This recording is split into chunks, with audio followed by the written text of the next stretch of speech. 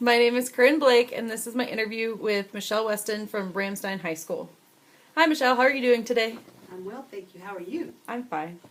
So how many years have you been a professional in the field?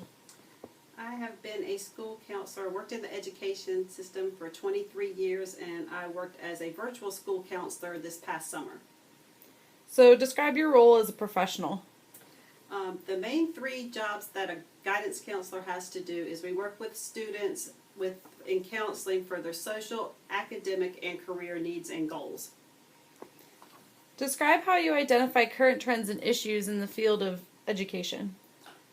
How I learn about new trends in technology or in my field is through a lot of professional development and through my colleagues, and sometimes through my students when they come into my office. One of the trends I may learn about is what the students tell me, and 99% of that would probably be through social networking sites like Facebook.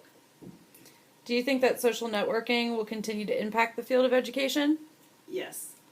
For me, it impacts me because a lot of the issues that I deal with, whether it be cyberbullying or things that are going on in school, it all starts through social networking sites. But students also do set up Facebook sites to help with different classes. For example, our AP World History class has a Facebook site just for their class where they work with each other and help each other out with their class.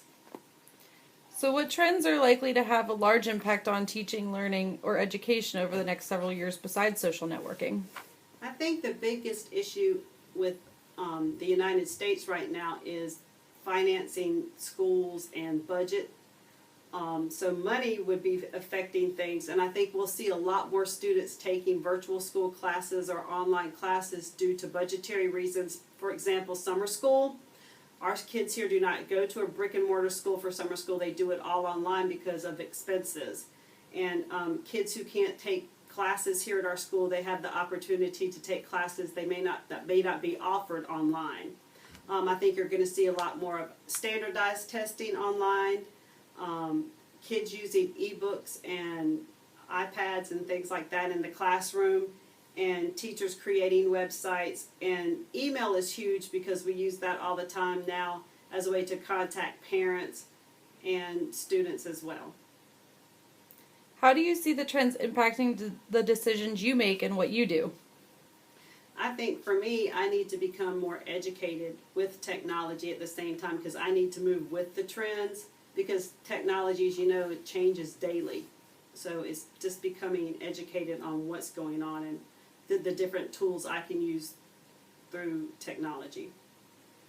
What emerging technologies are likely to have a large impact on teaching, learning, or education over the next several years? I think the conferencing and communication that you're able to do, being that we are here in Germany, I oftentimes need to have conferences with people in Virginia or Washington, D.C., and we're able to do that without having to get on a plane and fly there. We can do it through technology using Skype, GoToMeetings, and Spark Chat. What factors do you consider when deciding to adopt emerging technologies for your organization? For me, I try to find websites or programs that are the most user-friendly. I also try to see what's going to work best for me to help get my job done with working with students and teachers, and especially when it comes to programs that may help me with my record keeping and being able to keep files or information about students in a convenient way. What challenges are likely to have a large impact on teaching, learning, or education over the next several years? For me, as a counselor, virtual school is great, but at the same time, you do not have that face-to-face time with students, and you can't do things like read their facial expressions, see their body language, hear the tone of their voice in a way that helps you work with students. And virtual school is a little different. You have Spark Chat, but it's not the same as actually seeing the student face-to-face. So describe ethical or legal issues that are a concern to you in your job. The biggest concern that we have right now, and as you see in the news and the media today, is definitely cyberbullying, and the biggest problem with that, it seems to be right now, is Facebook. So in considering current trends and issues in distance education and technology, What theological issues or faith-based issues do you see that Christians might face? Being that I work in a public school and not a private Christian school, you know, things that are being taught may not be what a Christian school may teach, and we do have to follow the curriculum here in a public school. For example, evolution is not necessarily something that's always taught at a Christian school, but we would have to, expose the students to that here.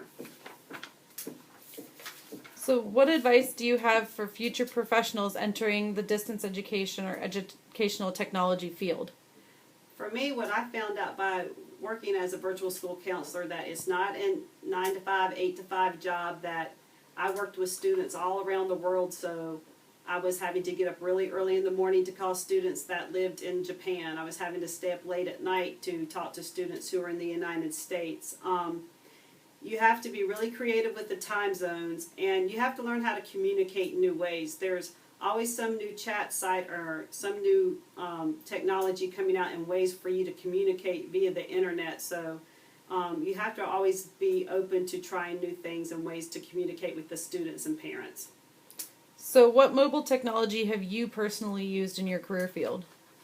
GoToMeetings, Spark, Facebook, email, Google Apps. Well, when Blackberries were popular and they were out, I used my Blackberry a lot because I scheduled all my meetings and conferences that I had on my Blackberry, and I also had my work email on my Blackberry as well, and was able to communicate with faculty and parents with my Blackberry. So what technology do you use now that you didn't used to use before? E-conferences, Spark, Google Apps, and iCloud. Do you think you will ever transition to online counseling full-time? I would probably prefer not to, because I really enjoy the face-to-face conversations with the students and the parents and the teachers. But at the same time, I can see how this trend is flowing, and if it were to further my career or I was needed in that arena, then I would consider going full-time virtually. Well, thank you, Michelle, for your time. I really enjoyed interviewing you. Thank you, Mrs. Blake.